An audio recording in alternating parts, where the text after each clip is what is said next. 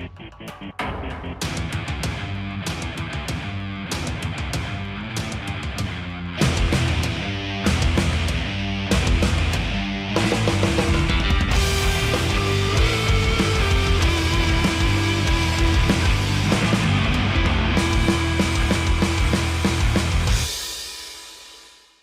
everyone, welcome back to the latest video in the Torana Resurrection Build Series.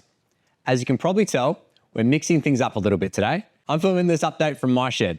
It's not the flashiest or the biggest space, but it serves me really well, and it's where I can get stuck into some of the hands-on stuff. This episode is all about bringing everyone up to speed with where we're at, showing you some big steps forward, and giving you a look at what's coming next. I know it's been a little while since the last video, but trust me, we've been absolutely flat out behind the scenes. First up, let's talk about MotorEx. That show was absolutely huge. We caught up with so many people, talked about so many exciting and really cool builds, and kicked off a whole heap of new exciting projects as well. You might have seen my small video from the show. If not, check it out. I'll add a link to it up the top somewhere here. To everyone who came past the stand and said g'day, thank you. It was so good to hear that you've been enjoying the series, and I hope you got to see the final renderings of the Torana up close. The reaction to the wheels in particular was unreal. Are we ready to show those off properly to all you guys out there in a future episode once we've all got them locked in? One last thing on MotorEx, I've actually entered the Torana for next year's show. So yeah, we've officially got a deadline now, and we're gonna need a lot of things to go our way to get there on time, but hey, what the hell. So while I've been flat out with client projects and render work, Dale's been keeping the torch lit in the workshop. I haven't been able to get down there as much as I'd like to get decent video footage, but Dale's been awesome. He's been sending me video updates as he goes. So let's check out what he sent and we'll see where things are at.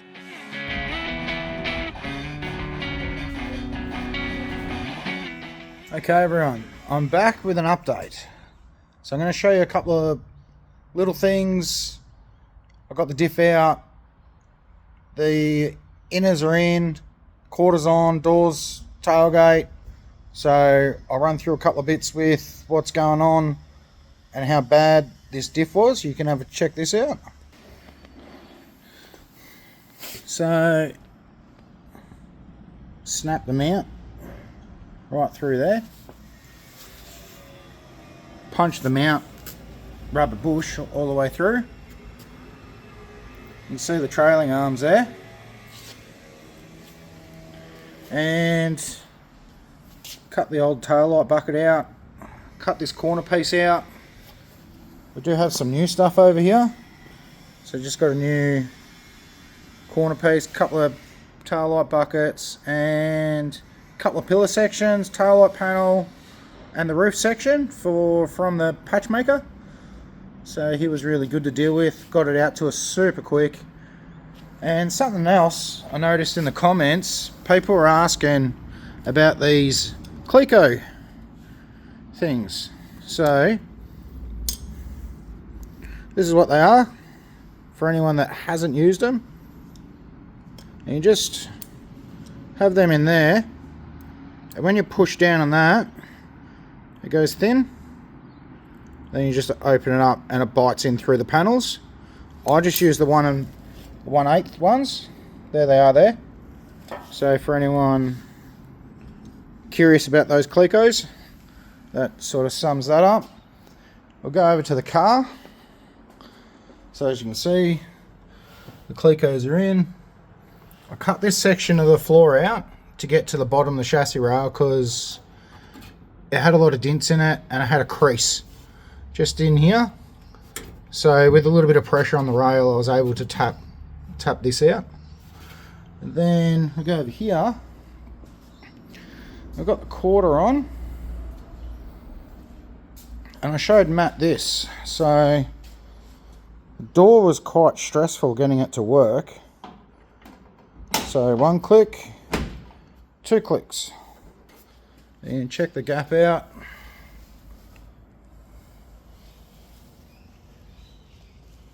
We have a nice gap all the way around. Gap there. Got some more rust there. Should be right though. And then I had to modify and tweak this frame here, as it had a good hit. I did have that door on there, but that door turns out it's way more twisted and bent than the other one. So that's cool. Tailgate is on. So I'll just close this. There we go. Right. So it's just a starting gap. If I push on the quarter, I can sort of move it and do whatever I want there. I'll go over here to this.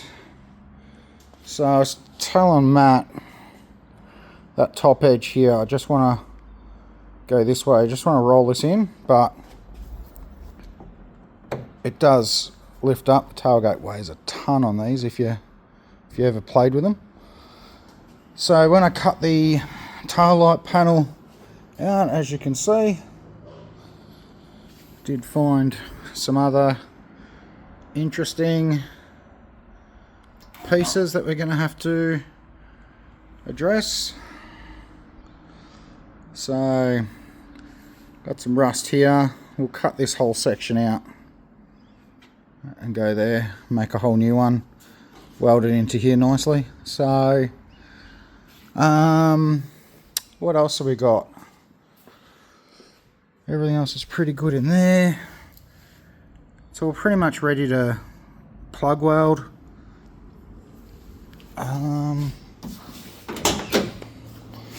Clecos. Still got to make my patch panel to go in here. But yeah, that's about it for now.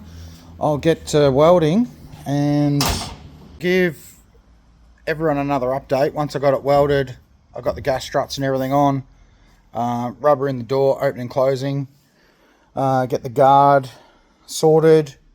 Would like to say thanks to everyone on the comment sections, super positive comments, and Panel Beaters Australia put a post up there. A few of you guys watching this, so super positive comments as well, so it's really cool. Haven't really seen anything negative, which I'm quite shocked about. Normally get a few, but is what it is. So look out for the next updates. Hopefully I can get onto it and get a big chunk done. So I'll see you all later. So I'll give you another run through. Sort of hit a bit of a milestone. We have all the structural stuff all welded into place. So I will flick the camera around and show you guys. So the floor's back welded in, tapped up the rail. Tub's welded in. Under here. Tub's welded in. Pillar welded in. Did make a gusset behind there. It's just hard to see because there's another inner that goes in there. But in behind here, there's 1.6 mil bit of steel, and then I've just made a plate to go through there. And then this is the one I wanted to show you guys. So this particular plate is where the butt joint was, and me being me, I don't like butt joints. If it has another accident, it's just going to tear straight through this. So I've made this plate. I put a plug weld here in 4 spots, and then I've gone around and just a couple of stitches.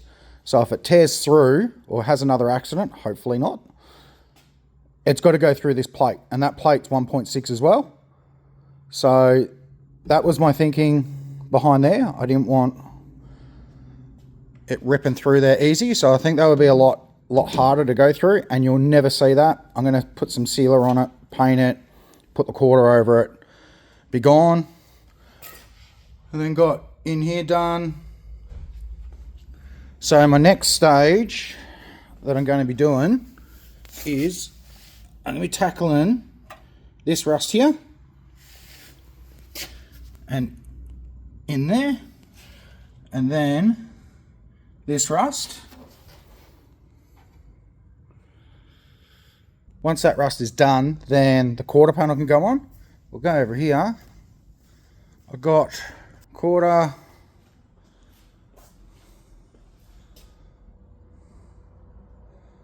quarter is cleaned up, ready to go. So I'll give another update when the quarter's on and I've got this taillight section in and got the hatch lid all gapped up and looking good. Once the quarter, I'm actually going to finish this pillar section off once the quarter and all that's on, because if worst case scenario, if I need to move this tailgate or anything like that, I still got a little bit of movement just there to do a bit more tweaking. So, but we are well and truly there. So it's been monumental. So yeah, I'll give Matt another update and we'll see how we go. So yeah, as you can see, there's a heap of work going on behind the scenes. Massive thanks again to Dale for not only making some serious progress, but filming it where he can so he can share it with you guys. That rear quarter going on is going to be a huge milestone. We'll check that out in person later on in the video. Now, while Dale's been welding, I've been flat out planning the next stages of the build and squeezing in a few little extra upgrades whilst I can and while sticking to my realistic budget. The money I've got to work with on this build is basically what I was paid out for when the car was written off. So anything that I can do myself means more of that money can go towards the fun stuff. Things like brakes, suspension, wheels, and the stuff that'll really make this build come alive. Also, the support we get through making these videos helps heaps as well. So make sure you hit like, make sure you're subscribed, and feel free to share it around to all your friends. Every view actually helps push the project along further. All right, so let's talk about one of the jobs I've been chipping away at myself, paint stripping. I've got the door here behind me, and I've already knocked over a few other panels. It's not the most glamorous work, but everything that I do all adds up. If you've built a car before, you'll know everything kind of needs to move in parallel. You can't afford to wait for one job to finish before you start the next. So while the bodywork's underway, I've been locking in plans for brakes, suspension, and wheels, because that stuff all takes time to come to fruition. Let's start with the brakes. I've been going back and forth on this for months. I knew that I was going with 18-inch wheels all along. The whole build is aiming for a modernised resto mod feel. So that meant there'd be a fair bit of brake on show through the wheels. But I also wanted something that not only looked the part, but worked just as well. I had two main options. The first was Wilwoods, 6-piston fronts, 4-piston rears, super easy bolt-on conversion, and it's really popular for these cars. The other option, Brembos from a Series 2 VF Redline Commodore. Big, modern OEM gear, but they're not a simple bolt-on. No kits really exist for these, so I'd need a little bit of custom fab work and probably a little bit of brain power as well to bring it all together. I'd actually picked up a set of Brembos off Facebook Marketplace a while ago. They popped up, they were kind of too good to refuse, and I'd put them aside thinking I'll use them on a project one day. So that brings us to my next point. I then put the feelers out on a few Facebook groups, Torana Facebook groups, just to ask the question to see what everyone thought. Well, the response was pretty unanimous. Everyone said, go the Brembos. Better performance, more engineering cred when it comes time to sign off with an engineer, and overall, it's just a more interesting setup than a bolt-on job. So here's my plan. These are 4-piston front calipers from an SSV Redline Commodore. They're actually the same part you'll find on a Cadillac CTSV in the States, a Gen 5 Camaro SS, and a bunch of other performance cars. After I put the post up in the group, I had a guy by the name of Rod Laycock reach out. He'd actually done this same conversion already on an old Torana of his, and he was an absolutely massive help. Funnily enough, he got his information from a guy called Baden O'Neill, who was actually a client of mine for some rendering work a while back. I'll share some photos of his car, a Barbados Green LX Torana sedan. Pretty wild, and a small world, the Torana community. So between the two of them, that actually worked out a really slick setup using VT Commodore conversion hubs that bolt straight up to the Torana stub axles. Then we've got 362mm rotors from a VZ HSV, which was the one with the Harrop brake package, and then a little custom adapter bracket to mount the Brembos to the stub axles. Rod actually sent me this wooden template that Braden had made for test fitment. I've scanned this since and created a little 3D file and printed a prototype to test. If this all works, I'll happily share the CAD data with anyone out there looking to do the same conversion, but we'll make sure it works first before I share it. Both Rod and Baden are used LX Torana stub axles, but I'm currently running HQ to HZ stubs with the Harrop A9X steering arms. The HQ-HZ stubs kind of act a bit like a drop stub axle. So I'm going to try them first. If it doesn't work, I can always switch back to the LX stub axles. On the rear, I've got another set of Brembos, again from a VF Series 2 Redline Commodore. They're 4-piston as well. They're slightly smaller. Again, used on the Cadillac, the Gen 5 Camaro, and even the Tesla Model S. The tricky part with the rear is all the handbrake assembly. Since I'm running a 9-inch diff, I need something that's compact, reliable, and all works on the internals. I actually found a company in the US called bigbrakeupgrade.com. Spoke with Scott, the guy behind it. He's an absolute legend. I sent him all my specs, dimensions, and he's building me a custom bracket. It combines the backing plate, handbrake, and caliper mount all into one engineered piece. That setup uses this 365mm rotor from a Gen 5 Camaro SS. I think it might also be on a couple of HSVs here in Australia, I'm not sure. I'll put the part numbers in the description if you want to run this setup yourself. I'll also be painting the calipers red, as you might have seen on my earlier renders. I'll cover the whole install in a future video. So if you don't want to miss that, make sure you hit like, make sure you subscribe to make sure it all comes together, and hit that bell notification. Now, let's talk wheels and tires. All this brake work is to get the measurements right for the wheels.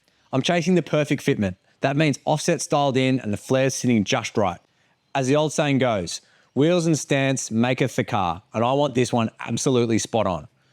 I've worked out my tire sizes and I picked up a secondhand set to dummy fit to the car when I can. Up front, I'm running a 225/40/18, which is really close to the original A9X Torana tyre rolling diameter, but much wider and with a better wheel offsets, of course, to fill the flares. I might need to tweak a few things internally, but all that's pretty straightforward stuff. On the rear, I'm going to be running a 315/30/18, which is actually the factory tyre size from a Porsche 996 GT2 Club Sport. Funnily enough, the factory tyre size from that Porsche 996 GT2 Club Sport is actually almost identical to the staggered combo that I'm going. The only difference with the Porsche is it ran a 235/40/18, whereas I'm going to be running a 225/40/18, which is just ever so slightly smaller up front. But overall, comparing that GT2 Club Sport to what I want to build, that car is rear-wheel drive, roughly about 500 horsepower, 1,400 kilos. The dimensions are actually very close to what a Torana hatchback is. So if I can match my car anywhere near the capabilities of a 996 GT2, I reckon this car is something pretty special. Definitely got a long way to go to get that balanced and that good, but I reckon that's a pretty good target to aim for and a pretty good goal to have. So once the brakes are all mounted up, I'm going to use the wheel fitment tool I've got over here to finalize all the offsets with the tires like mounted as well. Make sure everything clears under full lock, full compression, and get the exact offsets, backspaces, and everything that I need. Then I can get the wheels on order and I can share that part of the journey with you. Now, let's talk about suspension. I've been flip-flopping between custom coilovers or sticking more to the factory configuration when it comes to where the springs and shocks and everything mount. That all changed after I finally got a ride in my mate Heath's hatch. I've been hassling Heath for ages about when he's going to take me for a spin in his car. Well, once he finally did, wow. We went up through the mountains close by and he absolutely sent it. It was pretty close to where I crashed mine. So it actually gave me a little bit of PTSD and a few flashbacks, but his car was just incredible. It stuck to the road. It was so planted, responsive, smooth over all the uneven bumps that we get around here. It honestly changed what I thought was actually possible out of a Torana. So I'm sold. I'll be running Shockworks dampers all around, which is the same as what Heath's running. I'll keep the factory spring location, so I won't go coilovers in the rear or anything like that. I'll focus on getting all the geometry dialed in as nicely as I possibly can, especially up front. Some tweaks to the positioning and angles of ball joints and everything. I reckon if I can get it close to an A9X race car spec, along with the brake and wheel package that I'm going for, I reckon that's going to amount to something pretty special. Once the diff's back in and the quarter panel's all welded on, I'll get the measurements that I need and I'll work with Chris from Shockworks to get it all sorted and to get those Shockworks dampers on order. Remember, if you want to follow along as all this comes together, make sure you're subscribed, hit the bell and keep an eye out for the next one. This whole build is being done smartly, within the budget that I got from my insurance. I'm doing as much work as I can and making sure I plan ahead and trying to build something that punches well above its price tag. But hey, that's enough from me for now. Let's head down to the workshop and check in with Dale and see where things are at.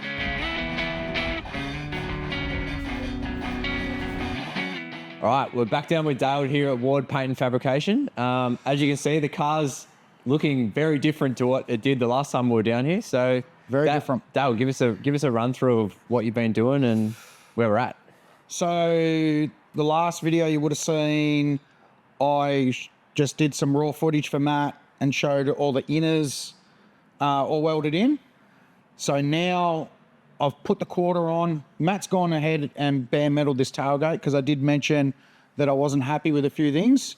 Turns out there's a little bit of damage to the tailgate. So that would explain why it's a bit gappy and stuff under here. So I've got to do a few tweaks to the tailgate, but this is the final fit up before all my welding. Yeah. So once I'm exactly happy with the gaps, then I'm going to rebuild this inner piece, put our top cover on, tack everything all together, Yep. finalize everything, and then I could go ahead and just start welding and zinc spraying and going crazy, really. Yeah. And that's why I put the tail light that we got, the outer tail light back panel section we got from Patchmaker. I just put that roughly on just to give us a bit of a guide to where I wanted the quarter and where I wanted all that to sit. It's looking pretty good overall. It's not perfect, but pretty good. Our aftermarket hinges, I've got to do some die grinding too and bit of manipulating because the holes aren't quite as big as factory, so I can't push the tailgate all the way down. Yeah. So you don't have that full range of movement to get you. Yeah. So once I'll take the tailgate off, I'll die grind those bits and then put it all back, and just once I get this 100% happy, I'll do my final tweak here. Yeah. And then I'll tack everything in position, or Cleco or tech screw, whatever works. Yep. Yeah. And once we're done that, we can start moving around the rest of the car, and we can get onto that quarter and get rust repairs done. We can rust repairs on the bottom of the back panel. Yep. Do our gaps on the door, finalise our gaps on the front, the bonnet, mate, just double. Yeah. The bonnet did open and close fine before the accident and stuff, but exactly. We're just going to triple check everything down there too, because it did go down the embankment. We don't know. Looks okay, but you gauge out and triple check everything. And plus the 16-year-old Matt did the gaps back in the day. So yeah. Let's ignore those. Yeah. It's looking pretty good. Yeah. Pretty happy. Door gap's good. Sill gap's good.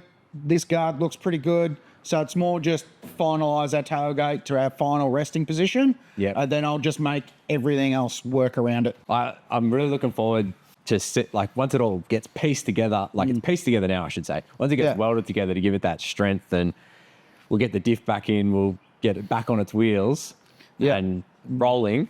And then once it's rolling and we got our diff in, then we can sort there's flares and wheels and exactly. So all that. That's a future video is when I'll scan the rear quarter and see what I'm working with, to then make the flares, to then because as I said earlier in the video, there's lots of things we need to run in parallel to make sure that actually the job gets completed. Yeah, it's a process really. Yeah. So also getting the wheels on order. Once the diff goes in and we can kind of get the front brakes half on, I can do those measurements. We can do the measurements on the rear, get the wheels ordered, and getting to the pointy end before we do the real body work, I guess. And have I told you we're going to MotorEx? No. Oh yeah, by the way, I've entered it for MotorEx. Yeah, right. Okay. No pressure. No pressure at all. It's only what, about 7 or 8 months away? 7 or 8 months away? Heaps of time. Plenty. All right, so what's the next stage? What's the next stage that you think we'll kind of cover in the next video? Or what's your list of jobs for it next to get it to the next stage? So next bits we're going to be doing will be tailgate off. Yep. Do our hinges, sort them out. I'll get this perfect to the roof, sitting dead flat. Yep. The quarter's going to have to come off again. Yep. I've got to mark and measure the inner because I've got to do... Oh, there's a couple of pieces in there, isn't there? Yeah, there's like 2 or 3. Yeah. But I want to do a different style of gusset to what I did on the front pillar. Yep. And then I'm going to plug weld that, stitch that in. Yep. So that's some of the stuff in the next video we can show. All right, so going back to the C-pillar that you said you're going to build up, Yep. that's probably a really interesting part to talk about. I've had a few people mention it to me that they don't actually know what's on the inside of these common rust areas in the Torana with the multi-layers. Yeah, so this outer capping rusts out. So, and then normally this piece here on this, the actual quarter panel, you'll get a bit of rust there. So you'll patch this up, you'll get another piece, or you'll make another piece and put that on. But when you actually take the quarter panel off the car altogether, there's like a 1.6 mil piece that goes in there. Yep. And that attaches the whole pillar, but then it's got this inner capping. Yep. And then it's got this outer capping. And then you got another capping that comes down, and that's what gives you your line. So in the last video, I think one of our mates, Heath, said when we were messing around with the inner down there, obviously he's been well and truly involved with his hatchback. Yeah. He didn't realise how much is actually involved with all the inner structure stuff. Exactly, yeah. So, and this is the same deal here. So I reckon it'd be really interesting when you're welding it together. We'll get some good footage showing the layers in there that people, they might have went to repair it one day and it's just rusted through, and they've either just ignored it and went, as long as the outside looks good. So, because this point here, if you think about, you got to think about the whole process, and like even just going in and out of driveways and all that sort of stuff, like flexing and twisting and stuff. And you see a lot of Toranas, even show cars and stuff, like this seam here where they've just put seam sealer from factory has cracked again because of all the driveways and you know, the sun and elements and all that sort of stuff. Where I actually weld these and then I put like a 1 mil cutting wheel through them. So there's no, it's rigid. It's rigid, yeah. But there's no chance of any cracking or anything down the track. I'll show everyone all that as you're building it up.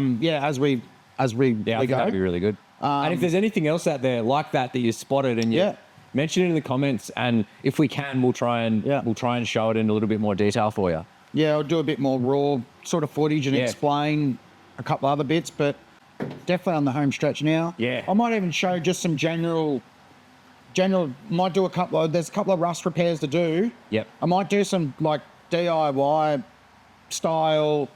And jump onto Dale's Facebook page, because he occasionally he'll be working on the car and he'll put something up on there. So make sure you're following his Facebook page. I'll chuck it up along the bottom here. Because you might get lucky and you might spot some stuff happening. So so I think that covers us for everything today. So thanks again, Dale, and we'll see you guys in the next one.